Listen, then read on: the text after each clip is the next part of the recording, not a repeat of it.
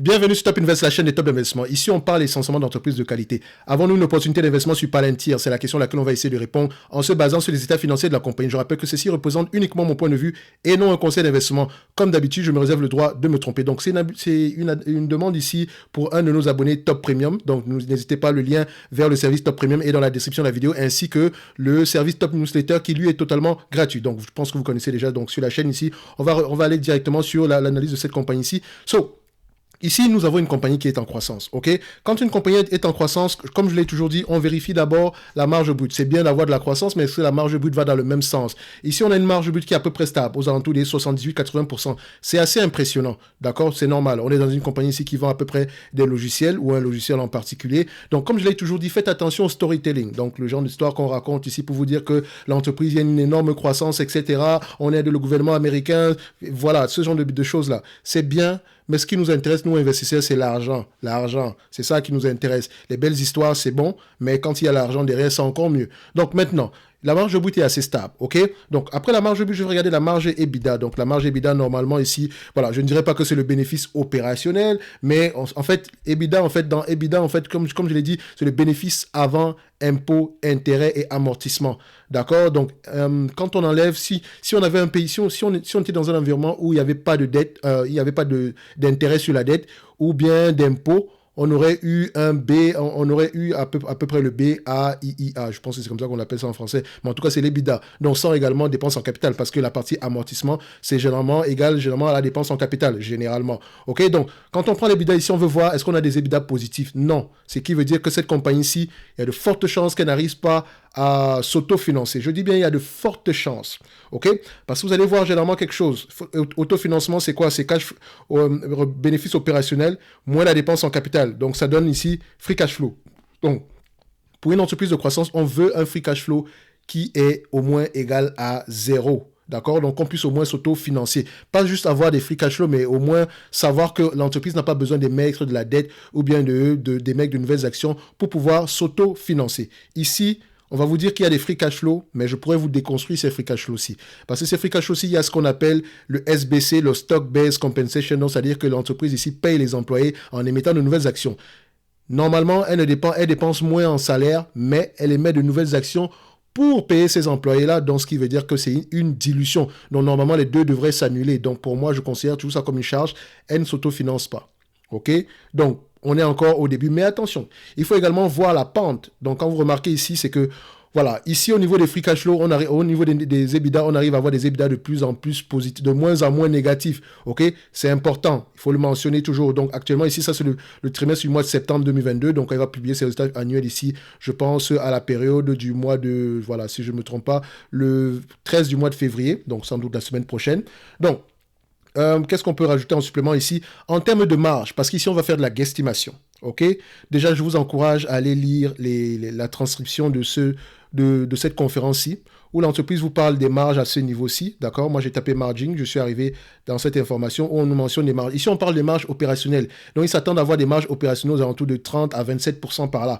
OK. Si on parle de marge opérationnelle aux alentours de 30 à 27%, ça veut dire qu'en marge opérationnelle, on parle de EBIT. OK? En pourcentage ici, qu'est-ce qu'on a en date d'aujourd'hui? Nous sommes encore aux alentours de rien du tout. D'accord? Donc, encore négatif. Mais il faut suivre la pente. C'est de moins en moins négatif. C'est ça qui est intéressant. OK? Donc, présentement, il n'est pas rentable. Mais quand elle sera rentable, donc quand le revenu sera supérieur, quand les bénéfices ou les dépenses opérationnelles seront inférieures à la marge brute ici, on aura tendance à avoir des bénéfices opérationnels. Objectif premier, c'est 30%, en fait, 27 à 30% par là. OK. Normalement, dans un environnement pareil, si vous n'avez pas de dette, d'accord, et que vous avez des marges de 30%, la dette, excusez-moi, si vous n'avez pas de dette, bon, ok, c'est vrai, donc si on n'a pas de dette et qu'on a des marges ici de 30%, généralement, je pense que si je ne me trompe pas, le taux d'imposition aux États-Unis, c'est 25% pour les entreprises. Donc, si je ne me trompe pas. Donc, techniquement, dans ce 30%, vous allez garder à peu près 22,5% pour les actionnaires. Dans un environnement optimal, ce qui veut dire que si en date d'aujourd'hui, cette entreprise-ci était rentable, et attention, ça reste de la guesstimation. Attention, on est à 1,3 milliard ici, d'accord? 1,830 milliard, excusez-moi, 1,830 milliard multiplié par 22,5. vu que j'ai enlevé 30%, j'ai enlevé 25% de ce montant-là, donc je vous l'ai montré tantôt tout à l'heure, ça me donne ici au total 411 millions, normalement. Si cette entreprise-ci était rentable aujourd'hui et qu'elle avait atteint son objectif de bénéfice opérationnel, on serait aux alentours de 412 $, ok? Si, je précise bien. Donc, les analystes, d'accord, on va regarder ici. Les analystes, à la fin de cette année-ci, en termes de revenus, ils s'attendent à combien? Alors, les analystes, à la fin de cette année, ils s'attendent à peu près aux alentours, enfin, 2023, ils s'attendent à peu près à 2 milliards 115 millions. OK? Donc, je rappelle ici qu'on n'a pas encore publié les résultats annuels. Donc, on va également le vérifier quand on aura publié les résultats annuels. Donc, je pense un mois plus tard. Donc, ça, généralement, c'est ajusté ou bien quelques semaines après. Donc, ici, je vais mettre 2 milliards 160 millions pour le moment. OK? Donc, je prends ma note. On met ici 2 milliards 160 millions. 2 milliards 160 millions. Est-ce qu'ils ont un objectif en termes de net income? On va le regarder également ici. 2 milliards 160 millions. Est-ce qu'en termes de net income, nous avons un objectif? Consensus average, on prend ça, on met ça là. Alors, qu'est-ce que ça nous donne? Ici, c'est aux alentours, actuellement, on est aux alentours d'une centaine de millions par là. OK, 117 millions. Ça, c'est pour l'année 2023. OK, donc, vu que l'entreprise aura tendance à augmenter ses bénéfices nets, etc., ses revenus, donc on va prendre à peu près l'année XN plus 3.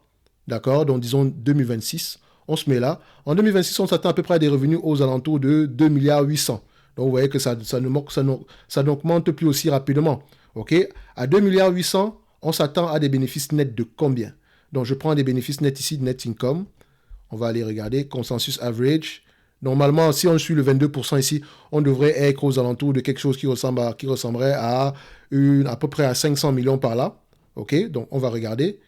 Alors, on est à 483. Quand vous prenez 483 divisé par 283, donc on prend 483 divisé par 2 830 plutôt, pas 283. Ça donne ici au total aux alentours de 17%. Quelque part par là.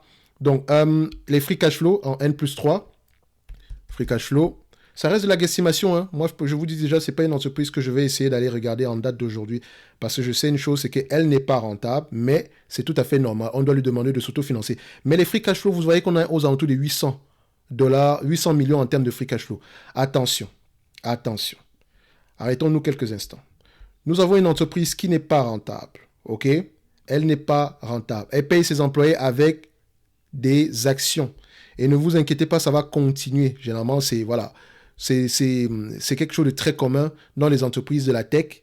Donc, ça va continuer. Donc, dans le 800 millions en question, dans le 784, nous avons à peu près une certitude. Il y a au moins, je dis bien au moins, il y a un SBC à l'intérieur. Donc, on a payé les employés avec de nouvelles actions ici. Donc, il y a un stock-based compensation. Et comme je l'ai dit ici, c'est une charge non financière, certes, mais on va diluer les actionnaires pour le montant équivalent. OK? Donc, il faut faire très, très, très attention. Alors, ici, qu'est-ce que je vais prendre? Sachant qu'on s'attend à peu près à... Voilà.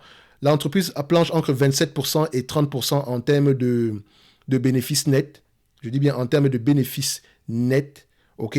Donc, ce que je vais faire, comme je vous l'ai dit tantôt, je prendrai ici le moins disant qui est le 27%. Admettons qu'il n'y a pas de dette. Donc, 75% de 27%, ça va me donner ici 20 fois 20%. Je ne vais pas prendre 20,25, je ne vais pas me casser la tête pour ça. Donc, les revenus de l'année prochaine sont attendus à combien? Sont attendus à 2 milliards 160. Donc, je vais mettre 20% de ce montant-ci. Donc, on considère qu'à partir de l'année prochaine, on est déjà assez rentable, même si ce n'est pas le cas. Donc, ça veut dire que chaque année, il va falloir venir l'ajuster en conséquence. C'est pour ça qu'il faut faire très attention. OK? Parce que le nombre d'actions va avoir tendance à changer. La dette également va évoluer. OK? Donc, dette. Au niveau de la dette nette ici, elle a du cash net.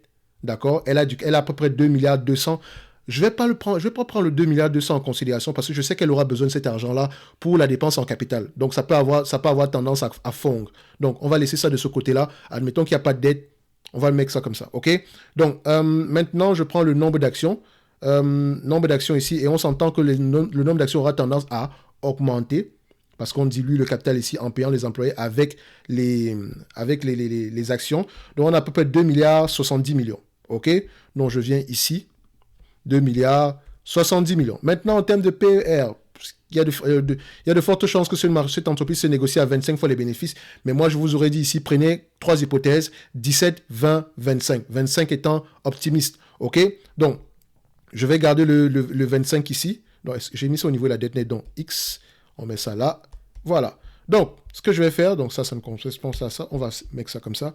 Donc, on a 2 milliards 160 attendus en 2023. OK? Multiplié par combien? 20%. Fois combien? 25 fois les bénéfices. Ça fait combien? 10 milliards 800. Il y a du cash net. Je n'enlève pas le cash net ici. Je me dis il va être totalement consommé. Je divise ici par le nombre d'actions. 2 milliards 70. On aura à peu près combien? 5,21 $, l'action. Est-ce que je dirais que l'entreprise en date d'aujourd'hui est surévaluée? Non. C'est uniquement 2023. C'est une compagnie en croissance. Donc, soyons fous. Allons en 2000, et je dis bien soyons fous. Allons en 2026. Non, c'est ça. Voilà. On va mettre ça ici. 2026, on s'attend à peu près à avoir des revenus aux alentours de 2 milliards 810. OK? 2 milliards 810, admettons qu'on garde toujours 20% de marge bénéficiaire, point 2, fois 25 fois les bénéfices, OK? Divisé par le nombre d'actions, qui est à peu près de 20,70, OK? On arrivera à peu près à 6,78 $. Donc, ce qui me permet de dire ici que au prix actuel, vous ne surpayez pas pour la croissance future. C'est vrai que ce n'est pas optimal, mais au prix actuel, si on arrive à avoir des marges supérieures à 20%, ce qui est possible, parce que je rappelle qu'on a des marges brutes ici aux alentours de 80%, on pourrait justifier le prix actuel. Donc pour moi maintenant, celui qui accepte acheter du Palantir, c'est quelqu'un qui accepte courir ce risque-là. Et comme je l'ai dit, c'est bien les belles histoires, mais également privilégier à peu près les entreprises qui s'autofinancent au moins. Donc c'est pas parce que je vais dire ici que l'entreprise n'est pas surévaluée qu'on va aller se ruer dessus. Non.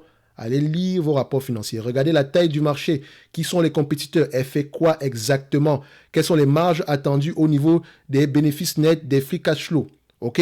Ceci n'est que mon avis. Je peux également me tromper. Comme d'habitude, je me réserve d'ailleurs le droit de le faire. Donc, on va se donner rendez-vous sur la prochaine vidéo. Je dirais que Palantir, en date d'aujourd'hui, est correctement évalué par rapport à la croissance estimée future. Donc, celui qui l'achèterait ici aujourd'hui ne va pas surpayer de fou. D'accord? Mais je ne peux rien vous garantir. De toute façon, je ne garantis rien du tout. Mais vous savez ce que ça implique. OK? Donc, on va se donner rendez-vous sur la prochaine vidéo. Et d'ici là, portez-vous bien. Merci.